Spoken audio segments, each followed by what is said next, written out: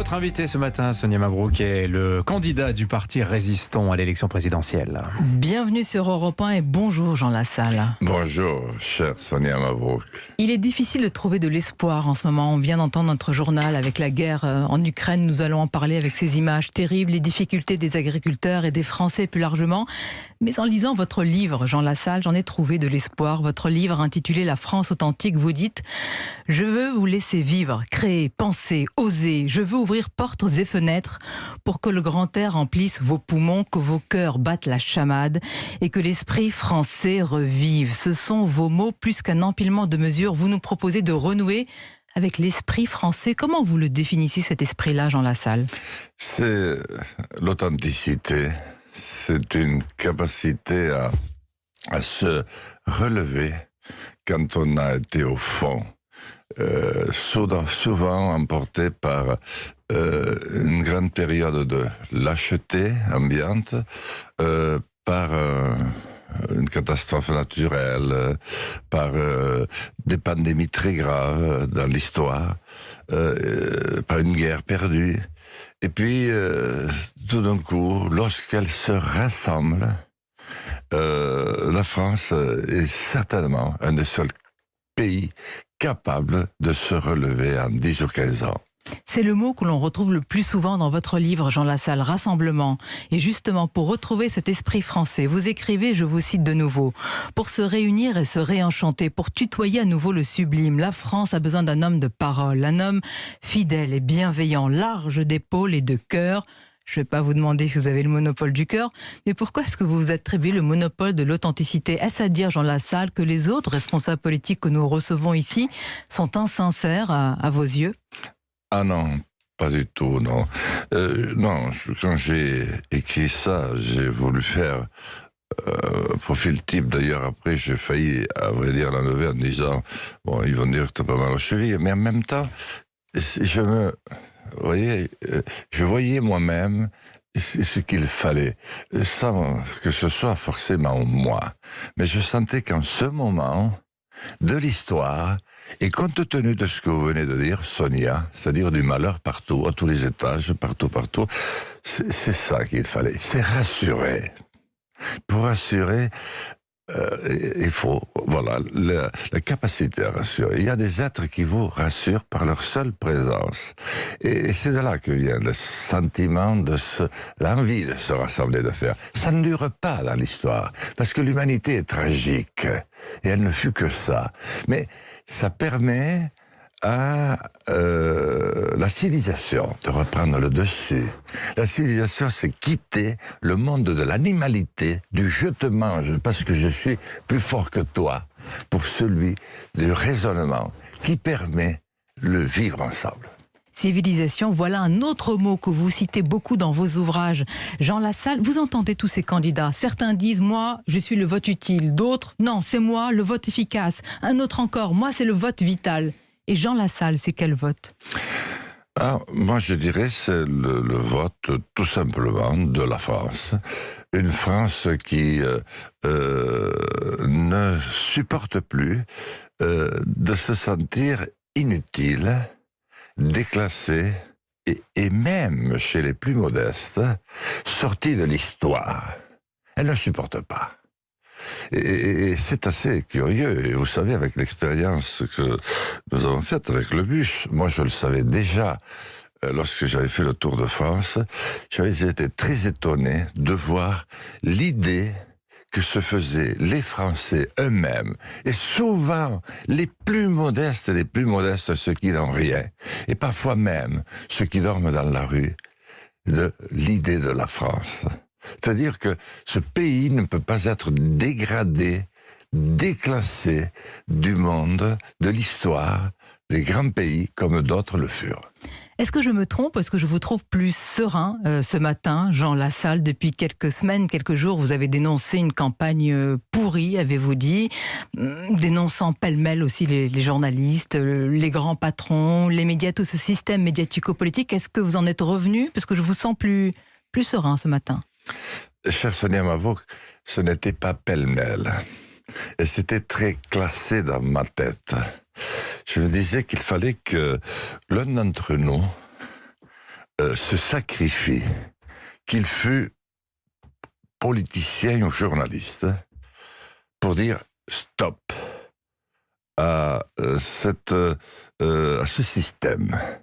Nous sommes sortis de la démocratie. Je suis de ceux qui ont vu la fin du système soviétique, qui détruisait l'homme, en voulant en fait le sauver, parce que tout part de bons sentiments. Et à cette époque-là, aux yeux de beaucoup, et notamment de jeunes, je faisais partie de cela, c'était la victoire du monde libre, des hommes libres, et c'était la victoire de la démocratie, parce que la démocratie fut. Elle ne dure jamais longtemps, là, elle dura 50 ans. Mais Athènes, c'était pas davantage, 50 ans à peine. Mais, voyez, et les esclaves étaient là, les femmes étaient traitées pour des moins que rien. Mais il y avait la pensée, il y avait l'idée. Et l'Europe, la France a connu ça, avec des taux de participation aux élections dépassant à chaque fois les 80%, 85%. Et pourtant, tout est retombé, parce que c'est un nouveau système qui nous a pris en main. Vous nous direz lequel. Jean Lassalle, on va dire la vérité à nos auditeurs. On se connaît depuis très longtemps, tous les deux. Oui. Notre première interview date d'il y a 16 ou même 17 ans. Je vous ai toujours entendu clamer, Jean Lassalle, votre indépendance, votre singularité. Pour ceux qui nous écoutent et les plus jeunes d'entre nous ce matin, Jean Lassalle, on peut leur rappeler que vous avez démarré en 1977. Vous avez été pendant 40 ans maire d'une commune de 150 habitants, député des Pyrénées-Atlantiques à partir de 2002, donc durant 20 ans, conseiller général, vice-président d'un conseil général. Ils se demandent, certains de nos auditeurs les plus jeunes, en quoi vous faites partie de ce renouvellement, de celui qui peut réenchanter la France aujourd'hui. Alors que vous êtes là depuis un certain temps. Oui, Sonia, chère Sonia, vous avez tout à fait raison dans ce que vous venez de décrire, sans compter qu'après avoir été berger, puisque papa avait eu un accident alors que j'avais 19 ans, j'ai repris l'exploitation, papa est resté, l'exploitation. Si on appelle ça une exploitation, c'était surtout un troupeau de brebis pratiquement sans terre. Que j'ai été chef d'exploitation parce que Valéry Giscard d'Estaing venait de donner cette loi-là. Et quand papa est revenu de son coma 3 ans après, j'étais chef d'exploitation et maire de la commune. Et je savais que papa allait revenir. Tout le monde disait, il est fichu, 64 fractures, 14 de la moelle épinière, de la colonne vertébrale, on n'en revient pas. Et c'est lui qui a choisi, qui a dit maintenant ton frère, tu t'es sacrifié, ton frère a 18 ans. Il parle aux animaux et les animaux le comprennent. Et ils lui répondent, toi il faudra que tu parles aux hommes. Invente-toi un métier pour parler aux hommes, parce qu'on ne peut pas continuer dans cette voie-là. Elle mène à une impasse, entasser tout le monde dans des villes dans lesquelles il faudra des sous-villes, alors que nous resterons 3 au village à se bouffer le nez.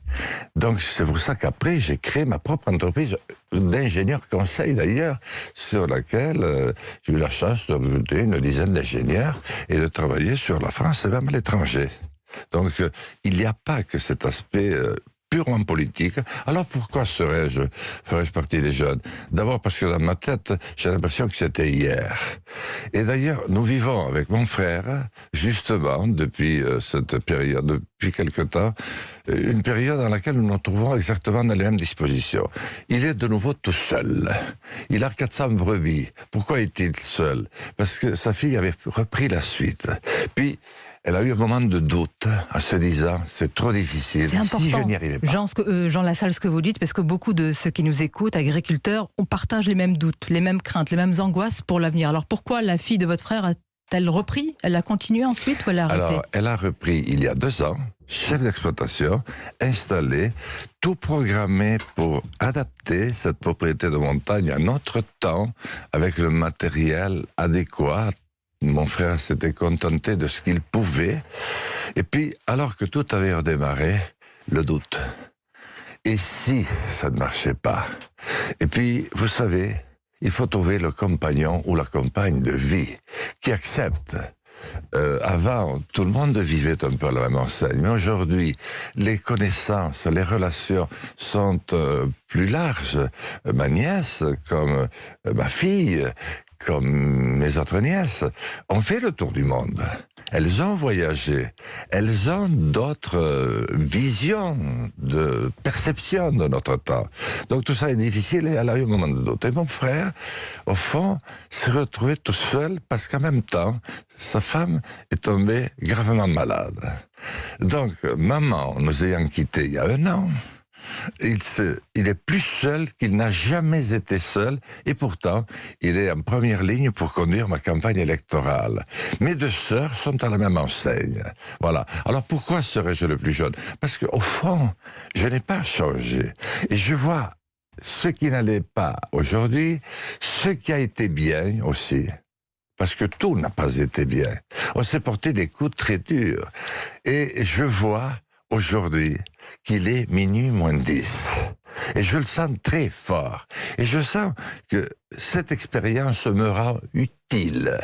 Et surtout, argument suprême, c'est que si je ne l'avais pas fait, je me serais vu dans la glace avec une gueule de salaud, en disant, toi, t'as profité des 60 ans de paix ininterrompue de ce pays. On t'a pas tout donné. Il a fallu travailler. Mais quand même, la République, la France, t'ont hissé à un niveau, et au moment où tu devrais impérativement dire, parler, eh bien, pour ne pas sortir de ta zone de confort, de petit confort, eh bien, tu restes là. La République, parce que Jean Lassalle, rappelons votre parcours. Ce matin, c'est l'occasion pour de nombreux Français aussi de vous découvrir, même si vous êtes là depuis un certain temps. Vous avez un parcours, on vous a raccroché à la République. Peut-être que vous pouvez raconter cet épisode-là. On va raccrocher, pardon? À la République, à l'école, comment ça s'est passé? Ah oui, parce que je suis rentré à l'école, je ne parlais pas un mot de français. Ma première langue avait été le béarnais. C'était une volonté de papa qui considérait que si nous ne l'apprenions pas petit, nous ne l'apprendrions jamais. Et nous étions d'ailleurs dans un village qui était déjà assez retiré, qui vivait quasiment... Il n'y avait pas de route, il n'y avait pas d'électricité, d'eau potable, d'assainissement, il n'y avait pas de téléphone, bien sûr, il n'y avait pas de télévision. J'apprends le béarnais. Papa transhumait en Espagne, à la frontière, 150 km plus loin, et à 2700 mètres d'altitude, donc il fallait du temps. Et là, ce que voyant, les bergers espagnols qui étaient avec lui ont amené eux aussi leurs enfants. Ce qui fait que je jouais avec des petits Espagnols dont j'ai appris l'espagnol. Et lorsqu'il a fallu que je rentre à l'école, maman s'inquiétait. Enfin, ce garçon ne parle pas un mot de français.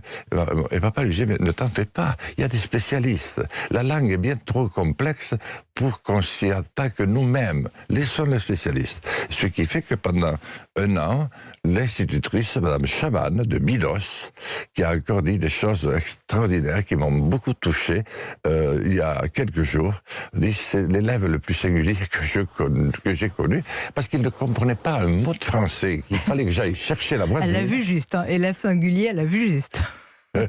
On peut le reconnaître. En même temps, j'étais très malheureux à l'école parce qu'elle n'est restée qu'1 an et parce que je n'avais pas participé au jeu du centre du village. J'étais dans la 4e couronne, si j'ose dire. Et lorsque j'y allais, j'étais maladroit. Et j'étais tellement aimé. Nous nous aimions tellement dans cette famille. Papa chantait toujours. Il avait de l'humour. Il me disait, il faut que tu sois capable d'apprendre 10 mauvaises nouvelles en suivant et continuer à sourire. Et là, tu verras, tu vas devenir plus fort. Toi-même. Peu importe que tu sois fort vis-à-vis des autres, sois fort toi-même. Voilà. Donc, j'ai l'impression de vivre toujours la même histoire. Jean Lassalle, on va marquer une pause, on va continuer parce qu'on a du temps avec vous et je vais vous dire, ce matin je trouve qu'on a beaucoup plus appris de l'homme, du parcours, du moteur, de la flamme qui vous anime beaucoup. Peut-être ceux qui nous écoutent nous seront d'accord avec nous, Dimitri. Le rendez-vous de la présidentielle. Jean Lassalle est l'invité du rendez-vous de la présidentielle sur Europe 1 jusqu'à 9h. Mathieu Bocoté nous a rejoint. Bonjour Mathieu. Bonjour. Avant de vous donner la parole, encore une question d'actualité pour Sonia Mabrouk. Oui, bien sûr, Jean Lassalle, on va continuer à vous découvrir votre projet, mais il y a aussi cette terrible actualité des cadavres jonchés sur le sol ukrainien, à Boutcha, près de Kiev, une vision d'horreur. De nombreux responsables parlent de crimes de guerre. Il est important évidemment de qualifier cela, mais avec l'émotion aussi. Comment vous réagissez ce matin?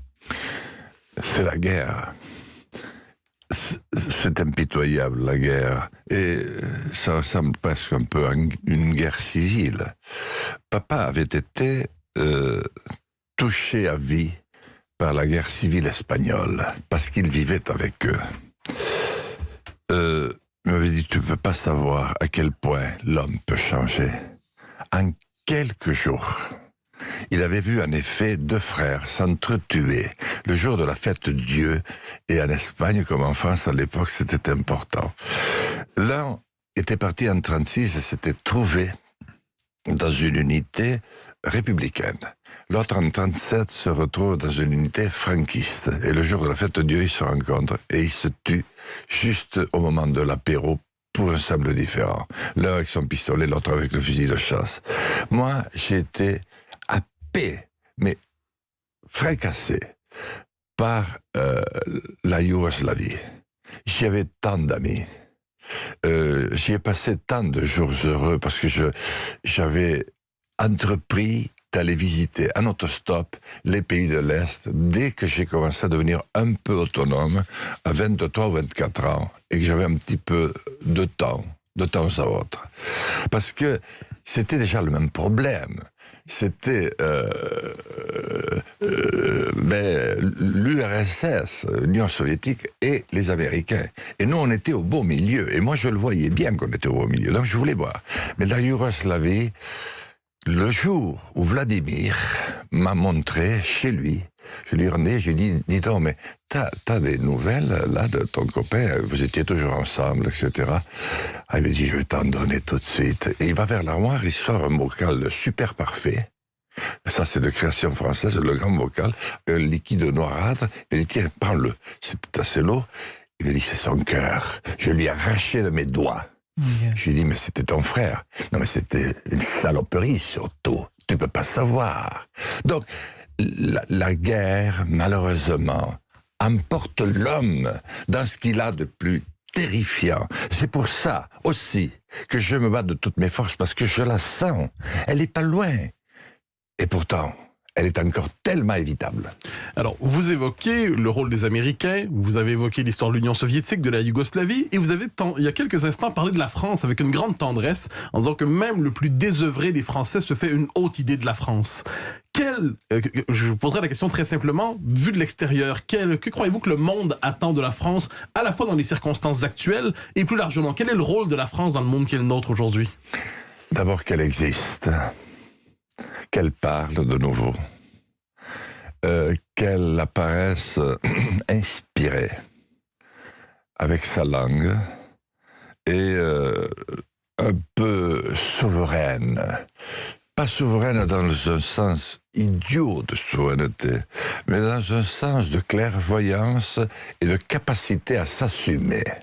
C'est-à-dire à dire, mais moi je veux, je pense qu'on va dans cette direction, parmi des non-alignés qui n'existent plus et qu'il faut reconstituer. Nous n'avons fait que des blocs. Et l'avenir d'un bloc, c'est de s'effondrer. Tous les empires s'effondrent. Et quelque part, ils ressentent que la France ne s'effondrera pas plus d'ailleurs que le Royaume-Uni.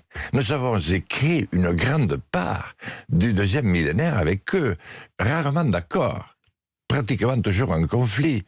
Mais chacun à sa manière. Le monde d'aujourd'hui, c'est nous qui l'avons fait. Vous nous dites que la France doit s'assumer, mais je vous poserai la question presque sur le plan historique. Depuis quand la France ne s'assume plus? Depuis quand la voix de la France n'est plus entendue?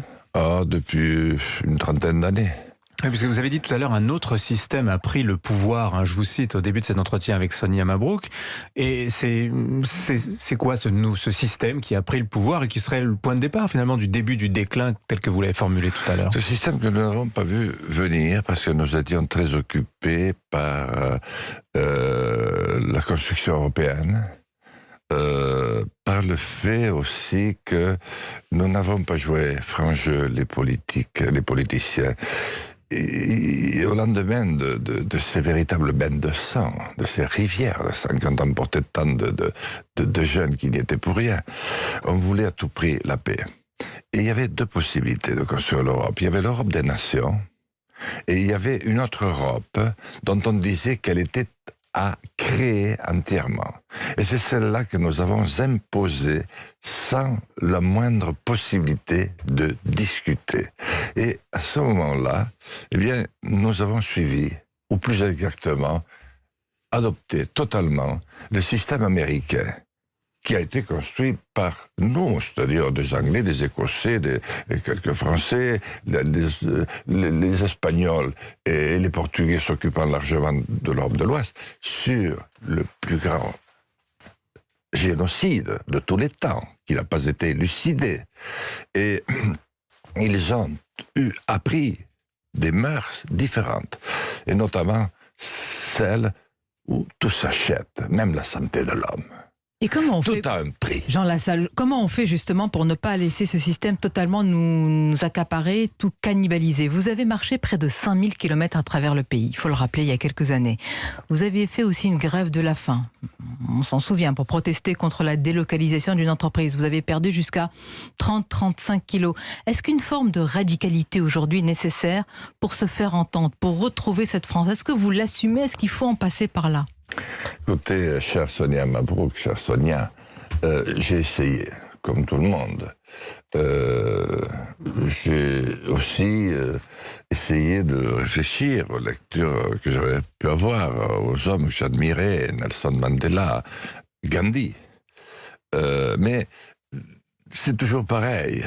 Les contextes changent et la posture de ceux qui vous font rêver n'est pas forcément inscrite dans un même contexte. Et je me suis dit, il y a une constante, c'est quand même la résistance.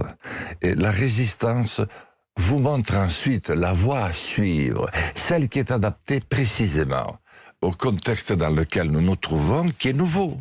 C'est toujours ce qui a surpris nos aînés.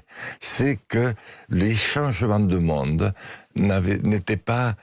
On ne pouvait pas se servir des expériences acquises. L'expérience est une lanterne que l'on porte sur son dos et qui n'éclaire que le chemin parcouru, et un peu vaguement celui qui est à venir.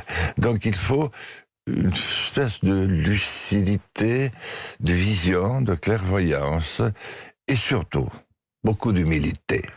Alors vous avez dit le mot important, résistance. Mais à qui et à quoi résistez-vous? C'est d'ailleurs le nom de votre parti, Résistons. Bien, c'est-à-dire à la dictature qui s'est imposée à nous, après la démocratie heureuse, une démocratie, ou en tout cas, en France, ont voté passionnément à droite, passionnément à gauche, passionnément au centre, et même passionnément à l'extrême gauche, qui était bien plus puissante à l'époque que l'extrême droite. Il faut se souvenir quand même de l'époque. Eh bien, aujourd'hui, rien de tout ça. Mais est-ce que dictature n'est pas un trop gros mot? La dictature, on peut penser à Vladimir Poutine, on peut penser à d'autres régimes. Est-ce qu'il y a une dictature en France aujourd'hui? Absolument. Et cette dictature tue. Elle tue impitoyablement, mais en silence. C'est-à-dire que, pour bien nous comprendre, Staline était obligé de déporter ses opposants massivement, soit il les tuait, bon, c'était réglé, ou alors en Sibérie. Les Américains à Guantanamo. Nous, on a eu Cayenne pendant un moment, enfin, etc. Mais maintenant, il suffit de vous laisser vous dessécher sur place, de ne plus s'occuper de vous, de vous laisser justement résister en silence, protester, et de vous laisser mourir. Et à ce moment-là, vous n'êtes plus un problème pour qui que ce soit. Et en plus, on va vous mettre quelqu'un qui va vous ridiculiser. Une véritable entreprise de démolition complète. Et là, vous avez un sentiment qui s'empare de l'ensemble du peuple. C'est un sentiment d'angoisse latente, de peur. D'oppression que vous décrivez. Voilà. Dans vos livres, Jean Lassalle, vous décrivez cette oppression lente, précisant à nos auditeurs qui peuvent être choqués par le mot, que vous parlez d'une dictature molle, de quelque chose qui s'installe, d'un système qui se referme sur certains Français les plus fragiles d'entre nous. Et c'est pour ça que vous avez souvent épouser certaines causes. Je faisais tout à l'heure référence à une forme de radicalité. Par exemple, on vous a vu pour les Gilets jaunes, vous avez vous-même endossé un gilet jaune à l'Assemblée nationale, Nuit debout également. Voilà quand même des mouvements qui n'ont pas forcément les mêmes ferments, et pourtant vous y a trouvé. Pourquoi est-ce que Jean Lassalle est toujours du côté du peuple, même s'il peut y avoir des mouvements de violence parfois qui gangrènent ces grands mouvements? Parce que j'ai toujours considéré que voilà, je suis resté peut-être, mais non, j'allais dire peut-être un peu vieille France, mais je pense que c'est la France authentique. Une France qui veut et qui tiendra debout malgré tout. Je pense que il y a le peuple. Et pour moi, le peuple, c'est des hommes et des femmes. Ils sont aujourd'hui perdus. Et ils courent dans tous les sens, comme après le passage d'un tsunami. Et puis, ils peuvent redevenir citoyens si par hasard et par bonheur, ils se retrouvent à 2, puis à 3, et qu'ils échangent. Et très vite, le peuple peut revenir. Et si le peuple revient, il ne supporte pas qu'on ne lui propose pas un projet, je ne dis pas un programme, un projet, un futur. Et il veut choisir, parce qu'il sait très bien, il se méfie de ceux qui le représenteront. Il s'en méfie beaucoup, mais depuis toujours. Il sait très bien qu'ils vont mentir aussi, qu'ils vont camoufler ce qui ne va pas pour essayer de mettre en avant ce qui va. Et ils ont besoin de débat. Et ils sont privés de ce débat, et ça les rend terriblement malheureux. Vous parlez de projet, Jean Lassalle, précisément. On va en parler très concrètement avec vous, à la lumière des propositions que vous formulez aux Français dans votre programme. 8h44, on marque une courte pause. C'est en 2003, à l'Assemblée nationale. Vous naissez au grand public, d'une certaine manière, ce jour-là, où vous chantez ce chant de berger pyrénéen à l'Assemblée nationale. C'est assez frappant de réécouter ce souvenir-là, parce que 20 ans plus tard, alors que vous achevez un Tour de France en bus, qui vous a conduit dans, je crois, presque 25 villes. Vous serez demain, vous êtes ce soir à Toulouse, demain du côté de Prades, à côté du village de Jean Castex. Et on sent dans votre programme cette volonté de remettre sur un pied d'égalité, vous l'avez dit un peu tout à l'heure, les grandes villes et les campagnes.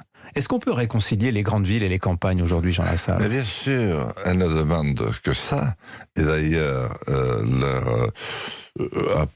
je ne sais pas, leur différence apparente est extrêmement factice. On dit par exemple, Jean Lassalle est le candidat des ruraux, des territoires, etc. Mais je suis aussi le candidat du 7e. Je vis plus souvent dans le 7e actuellement qu'à Lourdes-Ichère, Sonia, dont vous rappeliez l'existence, et ma mairie pendant 42 ans. Non, je suis aussi dans le 16e. Lorsque j'ai fait le Tour de France de 6000 km dont vous avez parlé, j'ai visité nuitamment, entre 1h et 5h du matin, accompagné au départ par un journaliste de l'Express, puis après il n'a pas pu continuer, sa femme lui a interdit, parce qu'elle lui dit, il fait des sauts comme ça dans la nuit. Tellement il est 1h et 5h, les quartiers les plus chauds de France. Là où ça bastonnait déjà beaucoup, parce qu'il y avait eu de très graves incidents qui avaient créé les zones de revitalisation urbaine, puis après les ZRR. Ça avait chauffé très dur. Et moi, je n'ai pas été inquiété, dans la mesure où il faut faire très attention quand vous rentrez dans un contexte pareil à minuit et demi, 1h, de l'acte solitaire, celui qui est un peu la vigie, qui doit empêcher qu'on rentre. Et là, vous recevoir un coup par derrière. Mais après, si vous avancez, vous commencez à trouver 1 ou 2 ou 3 sous-leaders. Et à partir du moment où vous les rencontrez, vous échangez, là, vous êtes pratiquement assuré. Donc, ces hommes et ces femmes, d'où qu'ils soient, sont les mêmes. C'est un contexte de vie qui les rend si différents. Et si on ne réussit pas maintenant, c'est le moment. Aller rassembler, aller faire travailler ensemble. C'est pour ça que je veux mon service militaire et civique et civil, pour que l'ensemble des jeunes du contingent se retrouvent. 700 000, c'est la mesure la plus chère. Mais je ne vois pas comment on peut refaire société aujourd'hui sans passer par là. Je leur permettrai de passer le tous les permis de conduire comme ça se faisaient. Je leur permettrais d'aller travailler. Les uns dans les campagnes, les autres dans les banlieues, les autres sur les territoires d'outre-mer. C'est ma mesure la plus chère, 10 milliards. Mais elle est importante, ce service national universel militaire ou civil, il est partout aussi, on le voit dans vos ouvrages depuis un certain temps. Jean Lassalle, rappelons quand même pour ceux qui nous écoutent, vous avez régulièrement, ça fait 2 fois que vous êtes candidat à la présidentielle, vous avez toujours obtenu relativement facilement vos 500 signatures. J'ai retrouvé hier une interview, vous avez accordé ici même à Europe 1, c'était le 13 avril 2017, donc l'élection précédente. Et vous disiez que c'était un théâtre d'ombre, cette campagne présidentielle, déjà de la précédente. Aujourd'hui, vous dites qu'elle est pourrie. On sait ce que vous dites, Jean Lassalle, parfois... Peut-être avez-vous été à tort méprisé. Qu'est-ce qui vous fait tenir aujourd'hui? Qu'est-ce qui vous fait vous lever ce matin, venir ici défendre vos idées, y croire jusqu'au bout? Là, on peut le dire que pendant même les pauses publicité, vous nous disiez on peut y arriver, je vais y arriver. La même chose que vous, Sonia, l'enthousiasme. J'ai lu votre retour du bon sens. C'est l'enthousiasme. Et ce sentiment que, malgré tout, vous avez la chance de vivre, d'être vivant. La vie ne vaut rien et la vie est magnifique, disait parfois mon père. Et on a la chance de la vivre. Mais à une condition, c'est quand même de s'assumer. Surtout lorsqu'on prétend, personne ne vous y oblige, personne ne m'a pris avec une mitraillette en disant il faut à tout prix que tu deviennes maire, tu deviennes député. J'ai voulu l'être passionnément. Donc c'est la passion et en même temps le sentiment de devoir à tout prix à accomplir quoi qu'il en coûte. Et il faut être prêt. Excusez-moi, mais je pense que je suis un peu dans cet état-là et compte tenu de ce que j'ai fait, je sais qu'il y aura des retombées dans les déclarations très très calculées que j'ai faites. Il y aura des retombées contre moi parce que tout le monde peut attraper tout le monde dans cette dictature molle et tout le monde peut détruire tout le monde. Mais disons que je me suis dit, d'abord je peux gagner. Parce que lorsque les Français, ce sera peut-être un peu bref, parce que malheureusement, je n'ai pas pu forcer la porte de fer et d'acier impitoyable que 3 semaines avant, un mois avant. Donc, vous imaginez des candidats qui sont sur la sellette, par exemple, Yannick Jadot, on en parle depuis un an, avec les primaires, etc. D'autres depuis un an, les primaires des Républicains, etc. Moi, impossible d'être vu nulle part. Pourtant, j'étais député déjà. Vous avez eu la gentillesse de rappeler que je n'étais pas un inconnu. J'ai écrit une dizaine d'ouvrages. Et voilà. Maintenant, je suis rentré et je me dis, écoute, même si au fond, c'est rien, il restera quelque chose. Parce que les Français auront dessillé leurs yeux. Et il se trouvera des jeunes plus brillants, plus intelligents, plus courageux que toi pour prendre la suite. C'est terrible lorsqu'un homme décide d'ouvrir un chemin nouveau, eh bien il se trouve toujours d'autres pour le suivre. Mon père disait, si tu dois entreprendre une longue marche, sache que le principal obstacle que tu trouveras sur ta route, c'est toi-même. Il n'y aura que toi. Alors, il y a quelques instants, avant la pause, vous nous avez dit une phrase qui m'a marqué. Vous avez dit le peuple sait que toujours ses représentants finissent par le trahir d'une manière ou de l'autre, que les représentants ne sont jamais à la hauteur. Est-ce que vous avez quelquefois l'impression, au fil de votre trajectoire politique, de ne pas toujours avoir été à la hauteur de vos propres convictions? Excusez-moi peut-être de m'être fait des chevilles en béton armé, mais je vous répondrai non. Je ne crois pas. Parce que j'ai besoin de beaucoup de réflexion. Je ne peux pas être sans réflexion. Et plus, elle s'impose à moi. Je préférerais qu'elle la ferme, la réflexion. Et qu'elle me foute la paix, la réflexion. Mais lorsque je vais poser un acte, parce que pour moi c'est poser des actes, pour d'autres c'est la salle a fait un coup de plus, il cherche la pub, ce type a besoin de lumière, s'il n'a pas sa lumière, ça ne va pas. Non, s'il savait à quel point il se trompe, parce que ça m'emmerde justement d'être mis comme ça en lumière. Jean Lassalle, je n'y viens que lorsque je vois qu'il n'y a aucune autre solution d'échapper, vous savez, à ce sentiment, vous êtes témoin d'un accident, il est devant vous, vous avez vu le sang couler, il y a certainement des morts, vous avez deux possibilités, soit vous partez, c'est le délit de fuite, soit vous assumez, vous appelez la police, et vous faites en sorte qu'on sauve ce qui peut l'être. Je vais retenir ce que vous avez dit en début d'entretien. Vous avez dit une phrase que lorsque les politiques l'énoncent, on se méfie. Mais vous, quand vous la dites, c'est différent. Vous avez dit « je n'ai pas changé ». Et je crois que c'est vrai. Je crois que ceux qui vous connaissent depuis très longtemps en ont la preuve. Je voudrais vous remercier d'être allé sur le fond également dans cet entretien ce matin. C'était important aussi qu'on vous découvre et qu'on rattrape peut-être un temps perdu. Et moi, je vais vous dire, Sonia Mabrouk, pourtant vous savez les méchancetés que je suis capable de dire, mais très très très sciemment, très très très volontairement. Parce que c'est pas que j'en veuille forcément aux personnes, mais c'est parce que le moment était venu ou jamais. Dans 5 ans, ce sera certainement trop tard. Y aura-t-il une présidentielle dans 5 ans au train où vont les choses? Comment va se terminer celle-ci? Donc, j'étais obligé. Je n'avais pas le choix. Et je n'ai pas le choix. Donc maintenant, je rentre dans la dernière période où je vais essayer de tenir ma place. Maintenant, je dois faire un petit peu pièce à la presse écrite.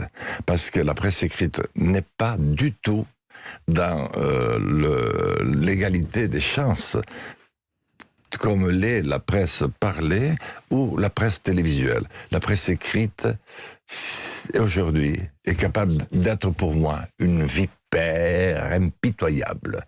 Donc je vais la suivre de près.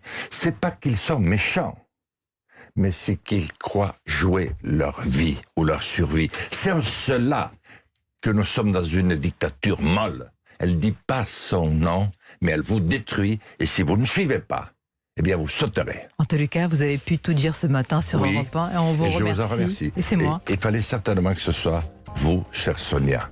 Parce que précisément, nous nous connaissons depuis longtemps. Et je dois dire que les deux amis à vos côtés, eh bien, sont grands, eux aussi. Et j'ai passé certainement le meilleur moment de ma campagne ce matin avec vous. Merci beaucoup, Jean Lassalle. Merci, Jean Lassalle. C'est très gentil de votre part. Bonne fin de campagne à vous.